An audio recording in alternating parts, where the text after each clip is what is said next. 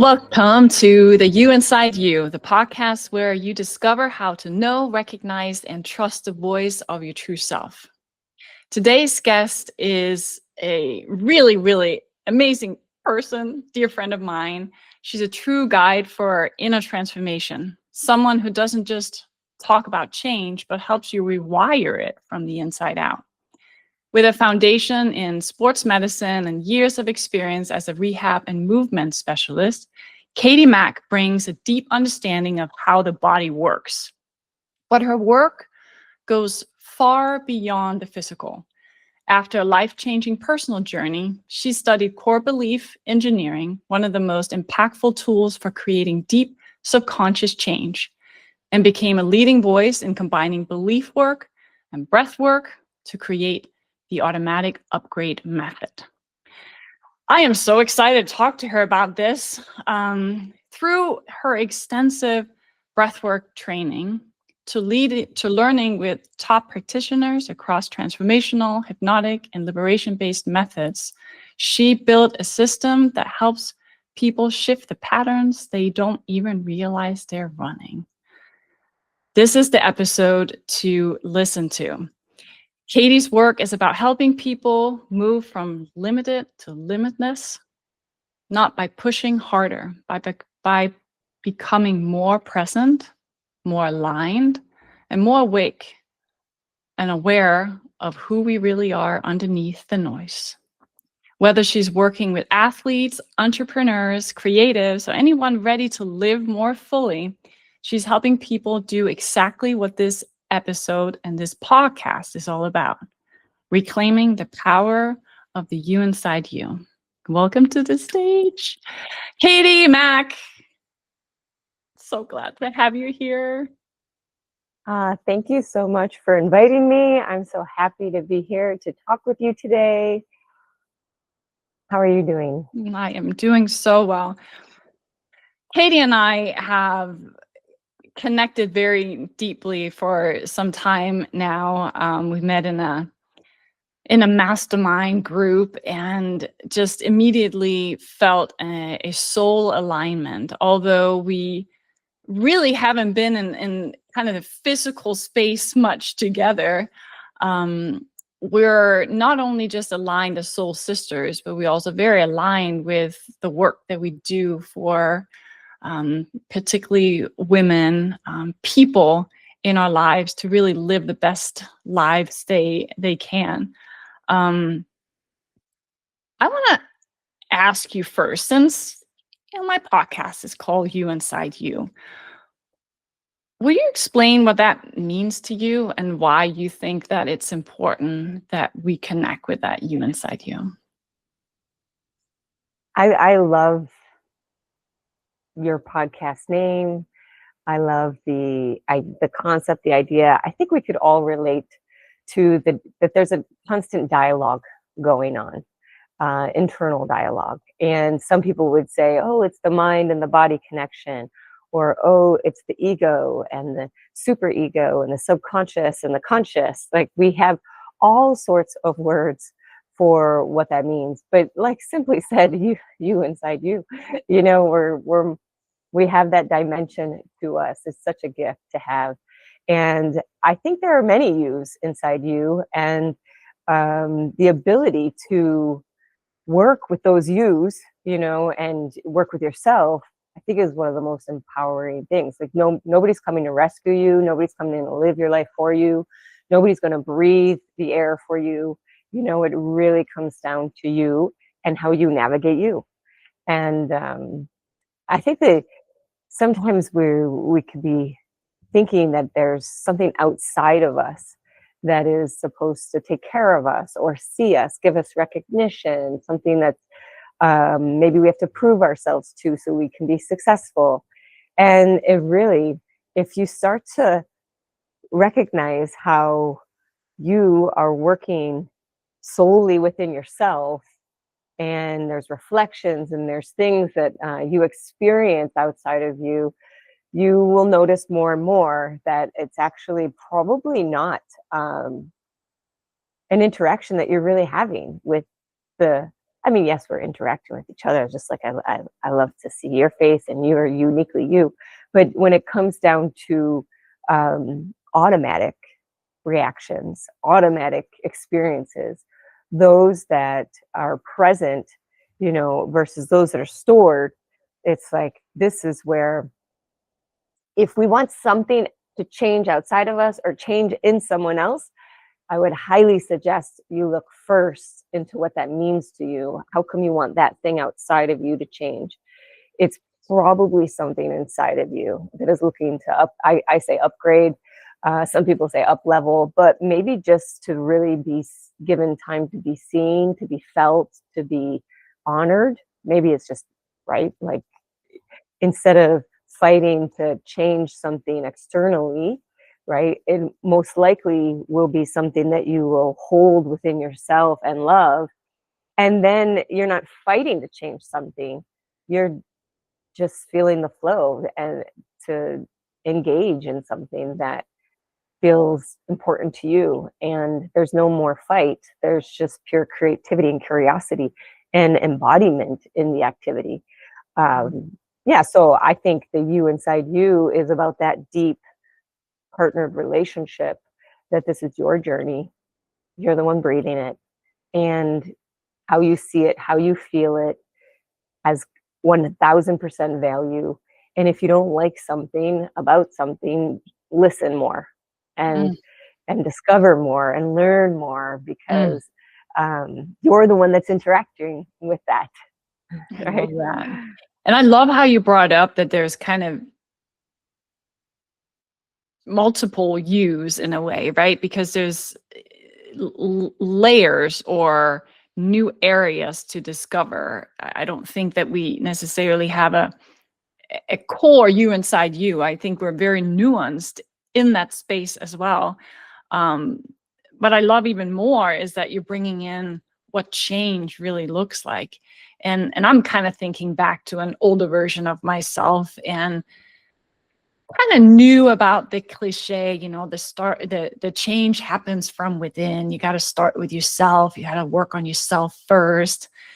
And although I kind of knew that intellectually, I had really not embodied that wisdom yet and really understanding what does that really mean? Because I could find a lot of things and a lot of people that needed to change in my life to make it easier for myself, to make my life a bit easier. Why can't they just change or do something different? And I felt that I changed and why are they not changing or why are my circumstances not changing? And I truly believe, Katie, that there was limits to what I could achieve in life. Like this kind of success or this kind of relationship is for other people, not for me. Like that's something that they came into life with somehow. And there were limits to what I could achieve and what I could reach for, what I could gain in my life because it was just limited. I really believed that. And it took me years and decades to kind of unfold the fact that there are nuances and everything is filtered through this you inside you and how change, almost call it miracles, happen so instantaneously with this power that goes within, which I can only imagine is what you are doing with this method that you have created. So tell me a little bit about you so the listeners can learn a little bit about you, what's important for them to know that have kind of gotten through that you inside you and into the work that you do today, if you don't mind. Not at all. Um, you know, what got me into this work, I think when I think back about who I am and what I want to share about who I am, um, I think everyone could relate that our parents influence us and our family home dynamic influences us a layer upon layer upon layer because I mean, we can even look at the understanding of that, where we're developing so much, we're just absorbing and we're just taking what's there to build the human being, right? From 0 till 7, 8, to where then other parts of our nervous system have been built. So now we can click into a different way of identifying and seeing the you inside you. Oh, now I can actually see myself. Other than that, we're absorbing and we're breathing just without, just living, just being, living. And so my mother was going through her first onset of the stages of having multiple sclerosis when I was 5.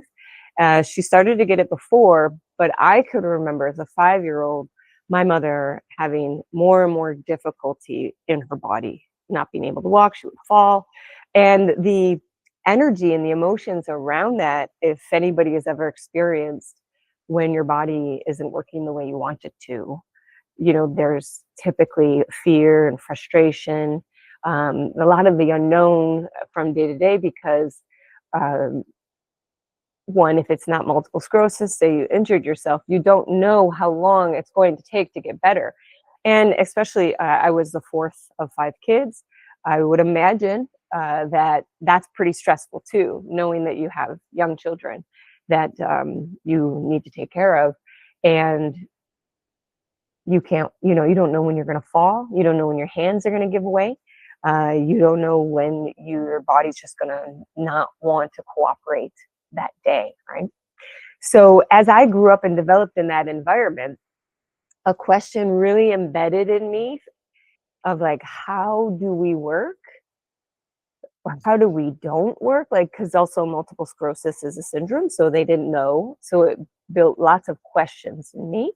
When you see that kid that's like very questioning, I wasn't like a talker, but I was more of an internal questioning. And once in a while, maybe I would say the questions out loud when I felt like, I really want to know this. Otherwise, my questioning came through schoolwork, doing research papers, doing the projects. I really loved to have my research and questioning sense of self come out in anatomy and physiology and science and math. And so I was very curious, how does the body work? What happens when it's not working?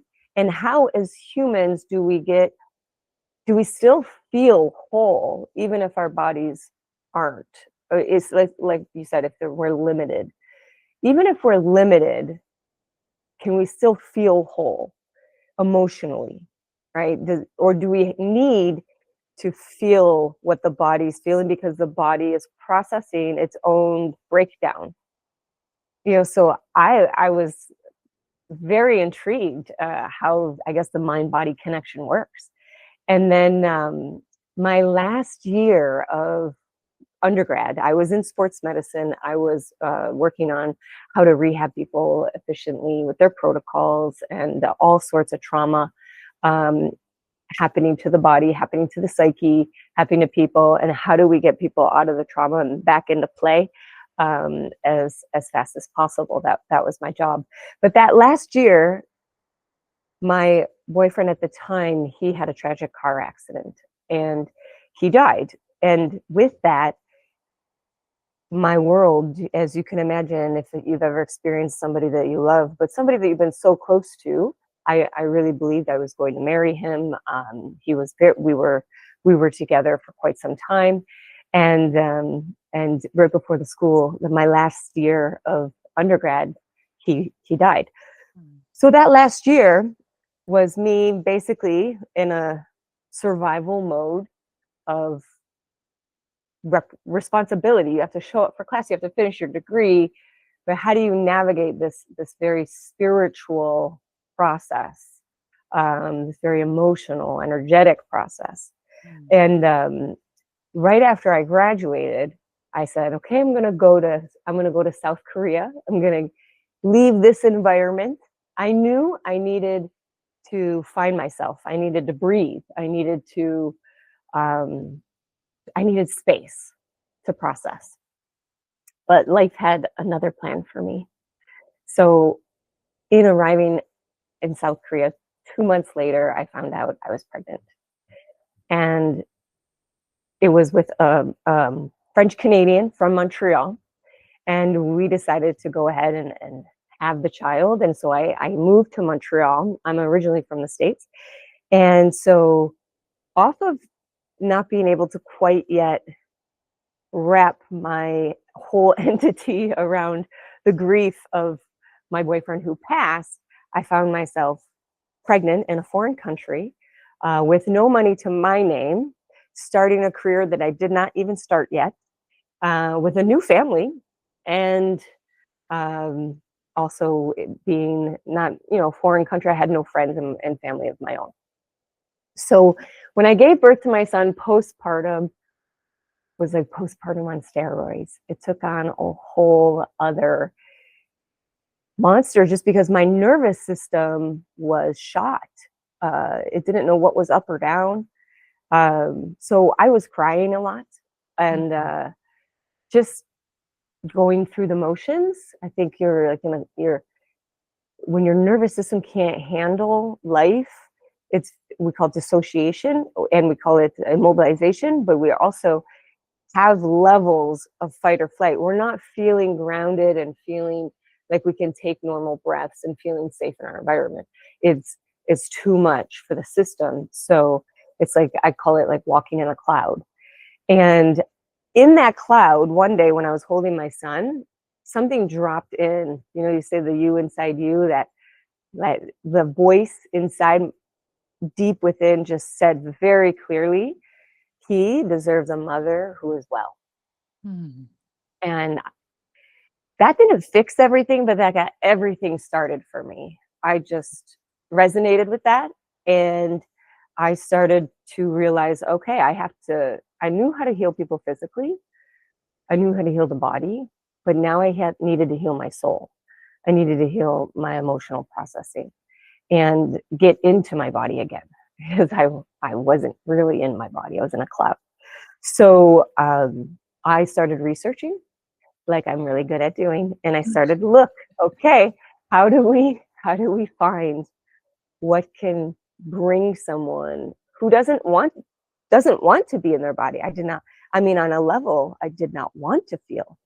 The amount that I had to feel happening in that period of time was too much to feel for a human, which is why my body was naturally reacting exactly how it was meant to be, because that's how our bodies are made. They're beautiful that way. But I had to heal fast, no matter what. And I was able to find the two techniques that I found out of many, many things calling all around the world, looking all everywhere. I came across learning how belief systems are the filter in our cellular structure, which is the patterns from which we automatically have been developing and functioning in. And although that concept I understood because I had a science background, and it was very fun to figure this out, naturally, life supported me in my journey, and I didn't engage with core belief engineering first. I was still learning about it. But what I did engage with that was exactly the right support for me at the time was breathwork. And I used breathwork because there are many various ways. I've been doing breathwork ever since, and this is about 18 years ago. So there are many, many different ways to use breathwork, but the one at that moment that supported me was called integrative breathwork.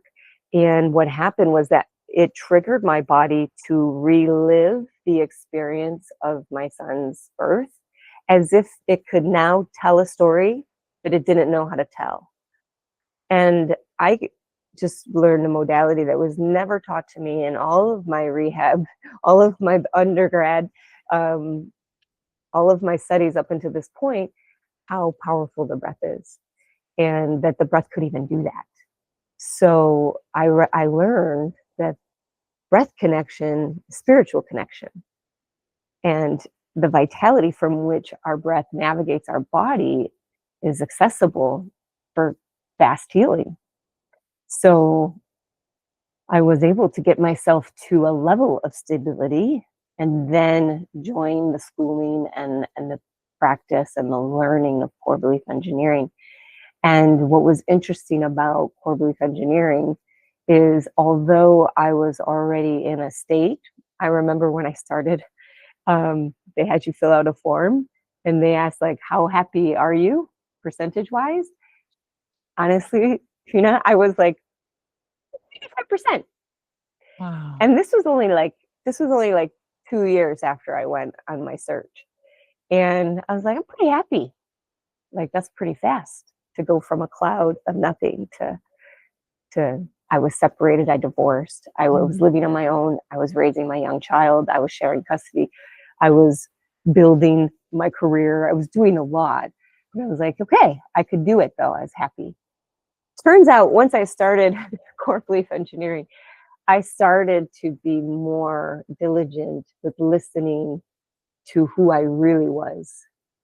And then when we started to process the belief systems, I met versions of Katie that I never like gave space for that Katie to process my life. I just was living my life, right? And I mean, you go to high school, you go to college, but there were many Katies that actually needed a lot more space and time than and expertise to navigate them through shames and judgments and embarrassment and feeling alone and feeling not capable, feeling limited.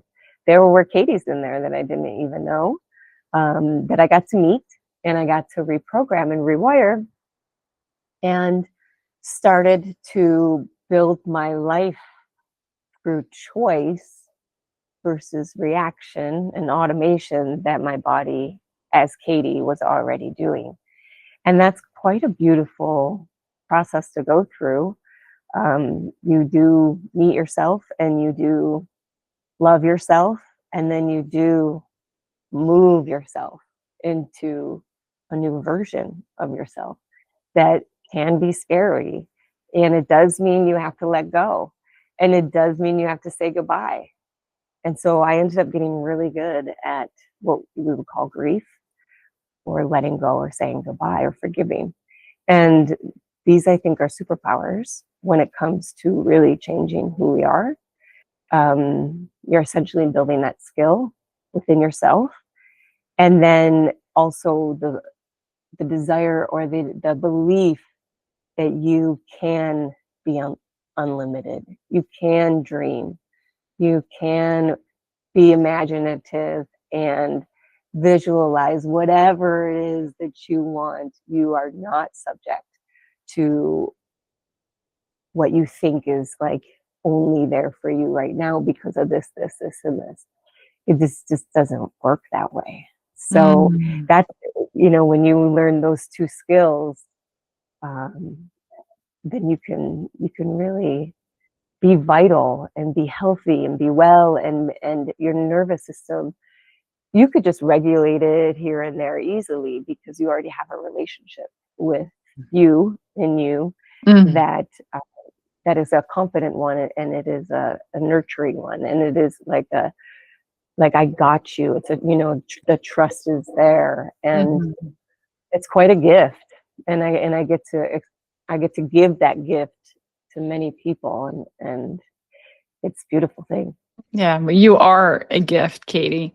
And what you have accomplished and gone through personally, from kind of avoiding or escaping emotions, I think everybody can relate to doing certain things in our lives that try to push away the pain, or really feeling our emotions, because our nervous system gets activated again, and it's just so uncomfortable.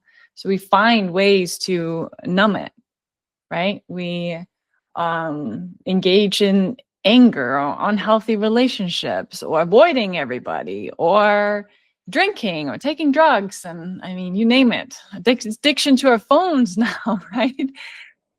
TV shows. I mean, we've all been there to some extent, and I think a lot of people can really relate to this sense of wanting to escape what's painful, because we do not have that vocabulary. We're not brought up with the skills to navigate the emotional nuances and discomfort that comes when it appears. We don't know what to do with it. We don't know how to analyze it. We start creating narratives around it, attach meanings and stories that are not accurate. And so now we have to unprogram all of that later on. So the visual that I really saw in front of me when you were speaking about this is this true integration of what you discovered on the inside with what was happening on the outside, which is life and bumps and things that we just can't control. We can't control how it affects our body. We can't control how it affects our nervous system, but we can do things to be proactive. We can do things to repair. We can do things to nurture. And so it's almost like you created this very solid integration between the inside and discovering the nuances of the Katies, and then really caring for the outside, caring for your nervous system and your body, and listening and upgrading along the way. So there's nothing chronic or permanent kind of creeping up later on. So this full integration into the heart, the connection of mind and body that a lot of times we're taught through meditation and breath work, yoga, walking in nature. There's so many ways of connecting it, but the way that you do it is kind of like I would call like a backdoor way of rewiring, right? Yeah. Because it's already identified. Your you is already a particular matrix. So you go in and you change that matrix. And often the initial intent, like I start with a person with a specific, I call it a contract of desired change. And we write that distinctly as like, I want to be a person that just feels okay to be me, not that I have to overextend myself or say yes to everyone. I want to be a person that can discern between, that I won't feel guilty if I choose me. And I just know that by choosing me, that this is right for everyone.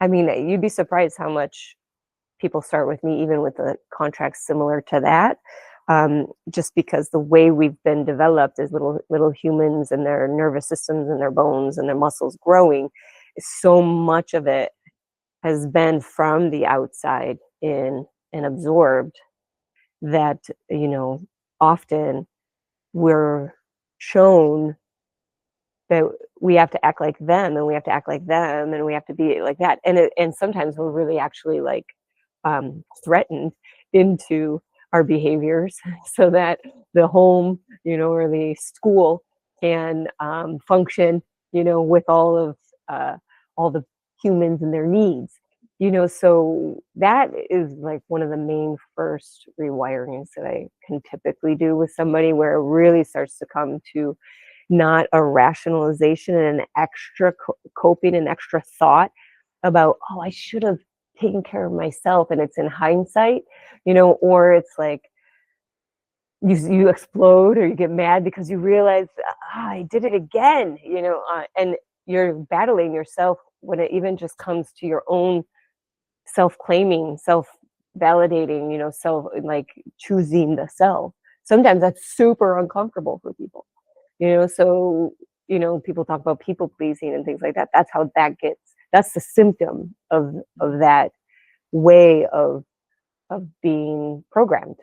And I tell people, I go, let me brainwash you differently. Like, I love that. we're all brainwashed. It's like, let me brainwash you differently. I love that. So it's part of that rewiring, right?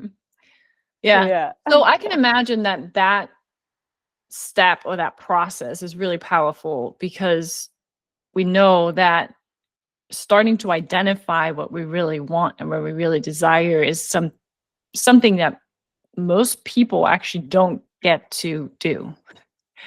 Actually get to sit down.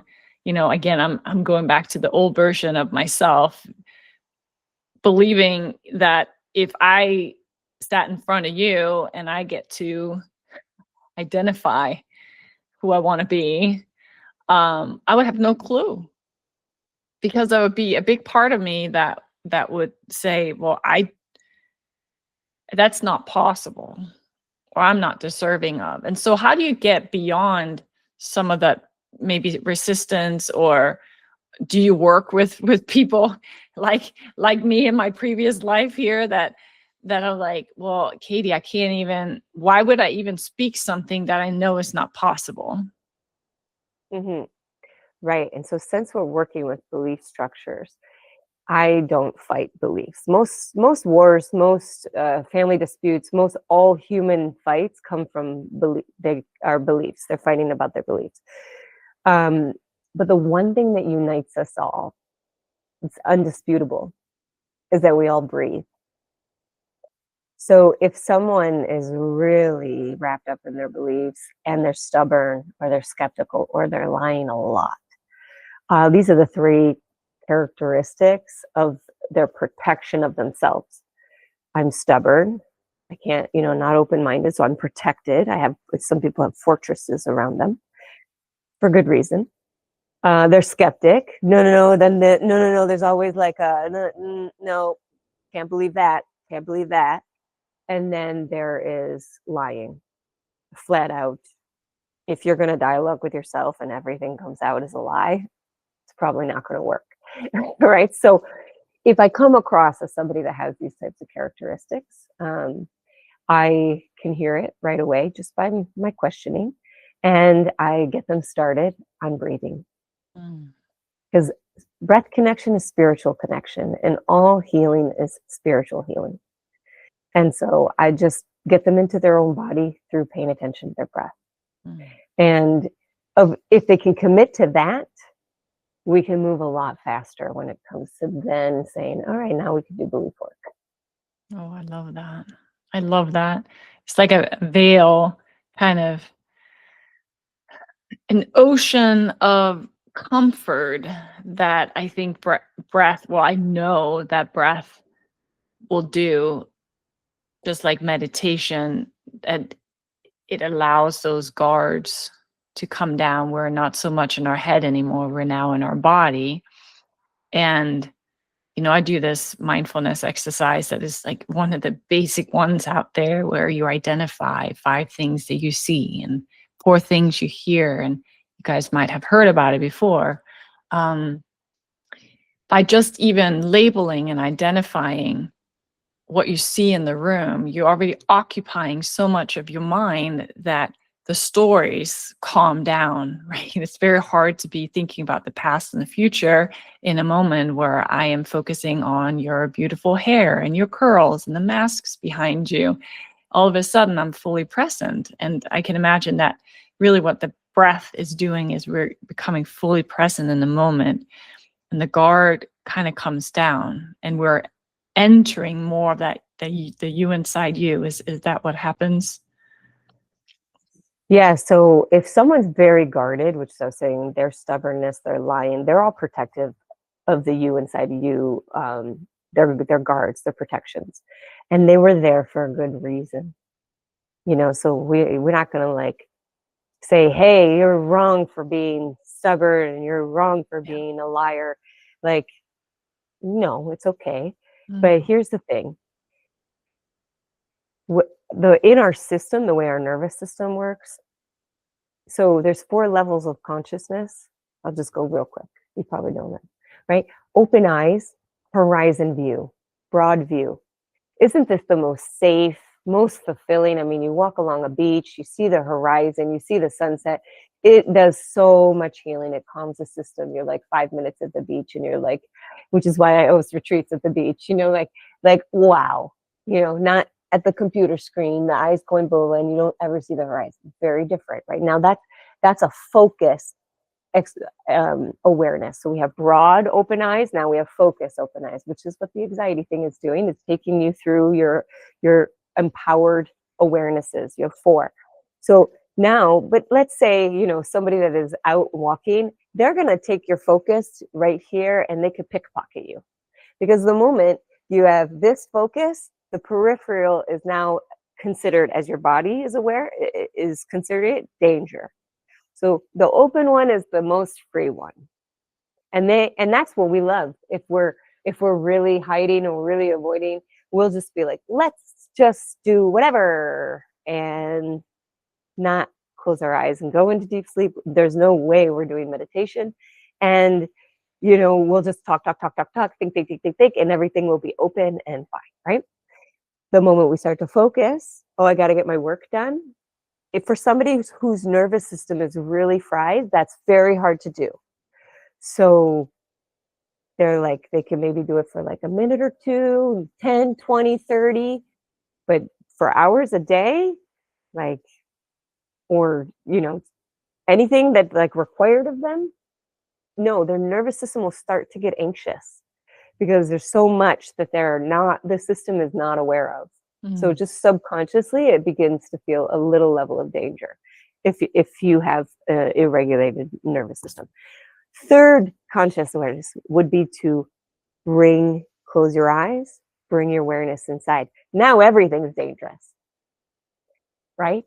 But with the broad sense inside, you kind of feel a little bit more like, I can notice, I can hear, I can still kind of feel the air around me. I can know, like a broad sense. There's nothing that says like my eyes are just closed and I have a broad sense inside.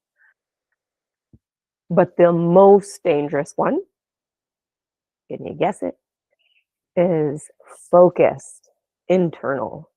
So put your mind on your nose and just feel the air go in and out. And then count how many times your mind leaves that, goes somewhere else. Some people can go 10 seconds. Some people can't even go 10 seconds. Some people, that's the exercise. Why? Because you have to get comfortable in your nervous system to be okay to focus on one internal point. And the mind has to learn that is safe to do. And so by you engaging in that and being aware of what your mind does, you can put a little mark. Oh, my mind went somewhere. Oh, you're now taming the dog. You're taming your mind. And it doesn't have to be long. You start small, you start where you are, and you just build from there. Now I can meditate. One time I meditated for 5 hours. When I first started, there'd be no way. Yeah. No, I am definitely I'm going back to my first experience of meditation too. And thank you so much for explaining that, because it makes perfect sense. And there is a sense of, there's different levels of feeling safe, right? And how much on guard we are. And I could not meditate. That's the story I had. I'm not one of those people that can meditate. I'm too busy in my mind. At the time you weren't. Still, right? Yeah. And yeah. Most people I've talked to have the similar story of, it's very hard to imagine that I would ever be one that can sit still and just be focused and feel relaxed in it, feel safe in it, and not wanting to try to itch and escape from it. Because I had the very like itchy feeling of like, okay, I need to do something. I need to go somewhere. I have stuff to do. I don't have time for this, right? And I love particularly how you reassure people in wherever they're at, that it's, what I wrote down is like, it's not your fault. Wherever, if you've learned defense mechanism of lying or skepticism or avoiding, or whatever it is that you're doing, it's all good. Like that's not your fault. It's just how your body adapted to circumstances and internal dialogue and the messages you got from the outside to keep going in life. There's no Yeah. more or less or worse or better. There just is. And wherever you're at can be a beautiful journey into something deeper, into more peace, into more happiness. Get up on the high scale of happiness, as Katie talks about. I mean, that's what we want. So I'm curious to know, what were you not told about life? What did you wish that you knew about life? Mm. Well, I've done many core belief sessions within my own being. And every time you do a core belief session, we touch on three main belief structures: the belief about life, the belief about others, and the belief about yourself. And, where the you inside you, so there's many yous because you're so made brilliantly. And some of the yous, yes, have remained at times where you couldn't process and grow.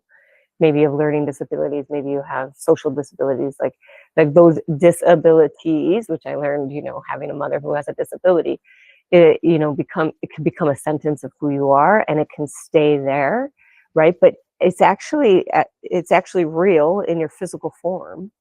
Neural plasticity is, we're working to like get neurons to fire specifically across the midsection of your brain and through diagonal patterns through the occipital nerves. Like, we're really actually looking to fire and rewire, right? So it's okay if you relate to your current being having a limitation.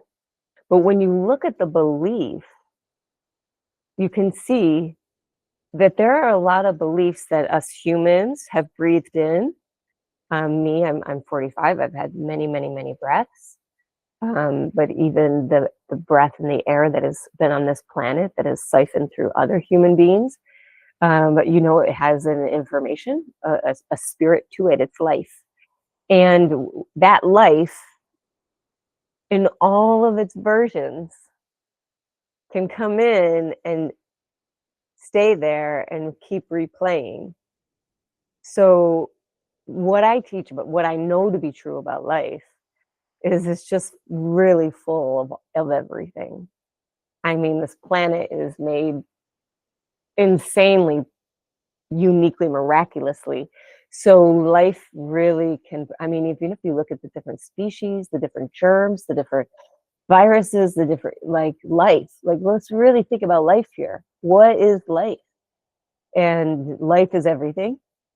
And knowing that in the core of your being, in that every breath is like you interacting with life, like that's where your awareness would go, right? Like, if you're somebody who your awareness is like, life is so hard, and oh my gosh, like people are such idiots, and like, why can't people get it together? And you just repeat and repeat your own awareness of that, then that's how you're going to feel. That's how it's going to show up.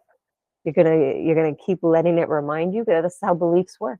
They feed themselves, right? So could you imagine sharing my belief that life is everything? Yes. But do you embody it?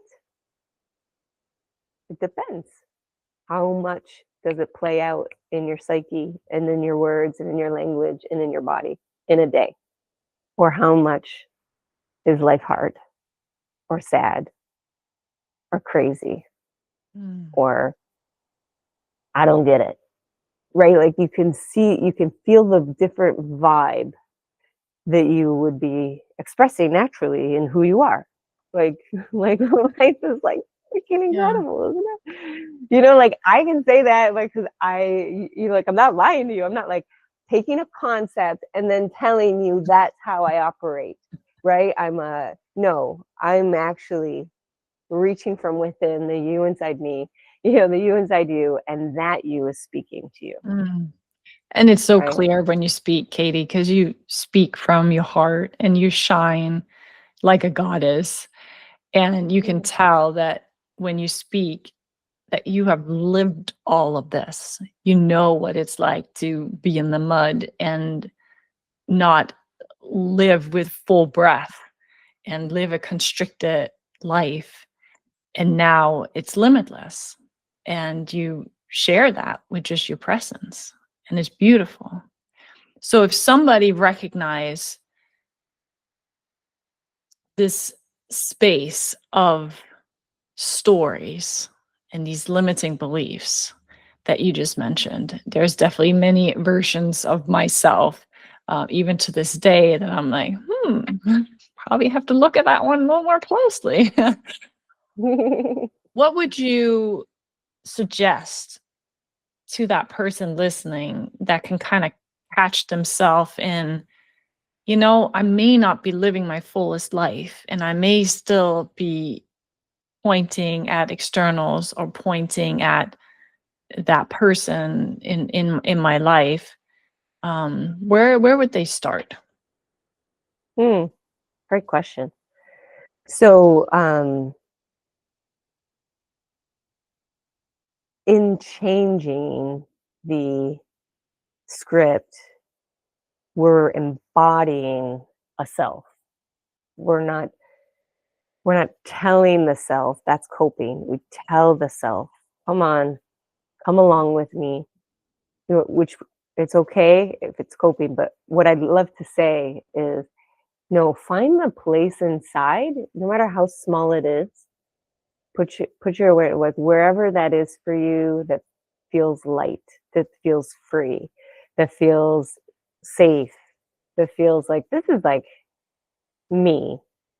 And if you need help doing that, then reach out to me for sure. Like if you can't do that, no problem. Like reach out. But just do that and then turn that up. If you can't meditate, it's okay. Turn it up. Dance, move, turn up the breath in it. Breathe, breathe. Turn up that energy. Because it's like, I like to say, you like put on your clothes, with that belief. So it's like, if you want to believe that life is miraculous, what does miraculous life look like and feel like? Right? It's your nervous system we're talking about. So it's all your sensory. Turn your sensory on, and that will change the neural network. Because that's what your nerves are meant to do. They're meant to sense and feel and breathe. Your diaphragm touches so much of your body and your nervous system. We talk about the vagus nerve. It connects so many things. Like they're all connected. So breathe it, embody it. It's like you're wearing it, and speak it, feel it. Imagine you're seeing it. You can imagine you're seeing it. Your body's going to believe it. Anyway, they're like, you have eyes, but your body doesn't have eyes. So Yeah. you tell it the messages that you see it, and play with it and have fun with it, Mm. because that is going to loosen up the tissue and it's going to circulate through you more and more, and you just get better and better at being that, Mm. and if it's like, I don't want to be like that, this is ridiculous, this is too hard. Oh, look, there you are. There you are. Okay, let's be that and make life hard, because life is everything. Yes, and like do the hard thing. Okay, but with an energy, because life is everything, of course. I love with it. Yeah. You work with whatever is there to not make people wrong. So if you're listening right now, wherever you're at is perfectly okay. And there's a lot of ways to move with what you're in right now, making it lighter and having fun with it and not making it wrong. I think a lot of people really need to hear that.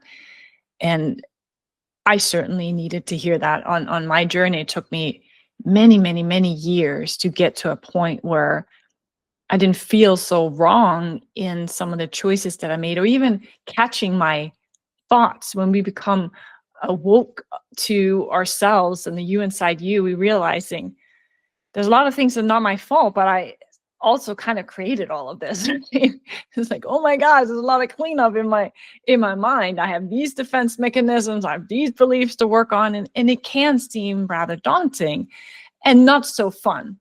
And if I'm speaking to you right now, listening to this, you don't have to do it alone. I think this is my biggest message through the you inside you, being in a community, being in a group where we're speaking about how amazing you are and how important you are and how the you inside you just holds so many gifts. There's also so many facilitators and so many helpers and so many guides, just like Katie out there, that are just ready and have all the tools that can just make life easier. And I am all for easy. I am all for hand holding at times. I remember clinging onto a therapist early on in my process when we only had a set amount of sessions through my school. And I remember coming in with I'm counting in my head. I'm like, please don't stop seeing me. I was really worried that I was not going to continue to see her. And she reassured me. It's like, no, I will not stop until, you feel like you don't need me anymore. And so this reassurance of the fact that there are people that have done this work, I would call it like a shortcut, because the way that we can go in and reprogram subconscious mind nowadays can happen so fast, instead of doing this mental work for decades of just feeling stuck and tumbling and falling over and picking ourselves back up again. That in itself can be pretty traumatic. Even if we're still making progress, we want to feel good about it. And I know for a fact that if we can just dump a bag of trash in, over the cliff or in the dump somewhere, we would do it, right? And this is kind of what you were offering, the fact that you can put kind of this stuff in a bag and just kind of get rid of it, and it will not be in your life anymore. And is there other things that we have to work on? Of course. But what if the biggest hurdle and the biggest belief that's holding you back can kind of be transformed in, a day, or in a session, or in this process, and gaining the to you tools right now. What's that? In listening to you right now. Absolutely, right? So there's initiations happening all the time. I just saying, go for it, connect with it, and allow yourself to step in to that space if it's calling to you. So, oh, my dear Katie, I am just so happy to be here with you. And I know that we could be talking forever and ever and ever. And I want to ask you here at the end of this episode, if you could give an advice to an old version of yourself, if you can kind of go back to Katie, 5, 10, 14-year-old, what kind of advice would you give her? It always comes down to feel that heart, because like if you could have seen me at 5, like, when people are like, oh, you're so cute, I think the cuteness is like the closest you are to purity in like your ability to love. And I would just keep saying, like, live from your heart. Live from your heart, live from your heart, because that heart is like so great. I Yeah, love so that. lovely. I'm just having a moment right now to that part of myself in that moment, because I know exactly what you are talking about. I know exactly the cuteness that you're talking about, the openness, the unconditional love, the shining, the thing that most of us really can't describe, and a lot of us are not aware of what that is. But when you know energy and you feel the effortless flow of love and joy, that's what that looks like.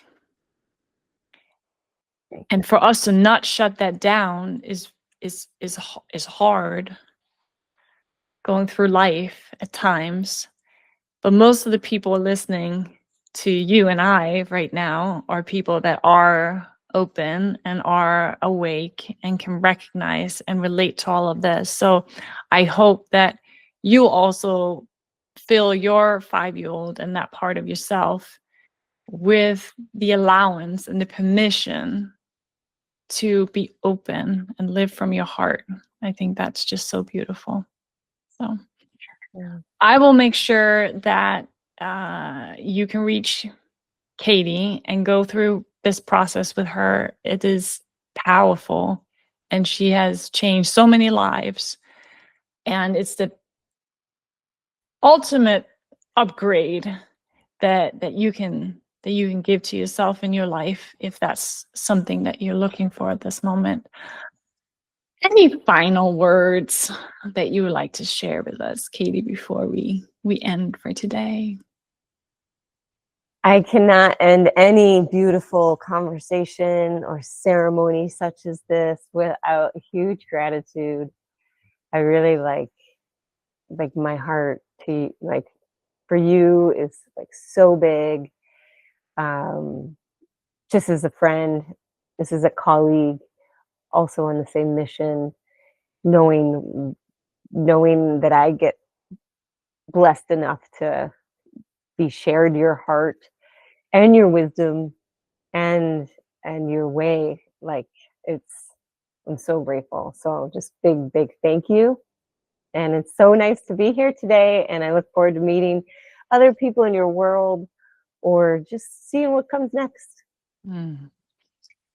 And bouncing off of that, I'm talking to you listening, that our love extends to you. We see you. We love you. We see all of you. And if you can just feel the energy that Katie and I can feel right now, your body is also vibrating, because what we're speaking right now goes right into the soul, goes right into every cell of your body, of that recognition and remembering who you really are, the you inside you that's uniquely you, with your passion and your power and your unique gifts. And I just love that space. I love tapping into that. And you can even close your eyes and just feel that vibrating in your body. This is what a lot of people leaving my conscious connections class, they talk about leaving on a high. And that's really what this is all about. So thank you, Katie, for tapping into that with me and bringing that to the room today, my beautiful friends. All right. Well, thank you so much for joining me on You Inside You, the podcast where you discover, recognize, and trust the voice of your true self. I hope that today's conversation inspired you to connect more deeply with who you really are, and remind you that living in alignment is the path to true freedom, love, and connection. If you enjoyed this episode, please subscribe, share it with someone who needs to hear it, and leave a review. Your support means a lot and helps more people find this message. And remember, relationship freedom is choosing connection without losing who you are. Until next time, keep listening to the you inside you. Be well.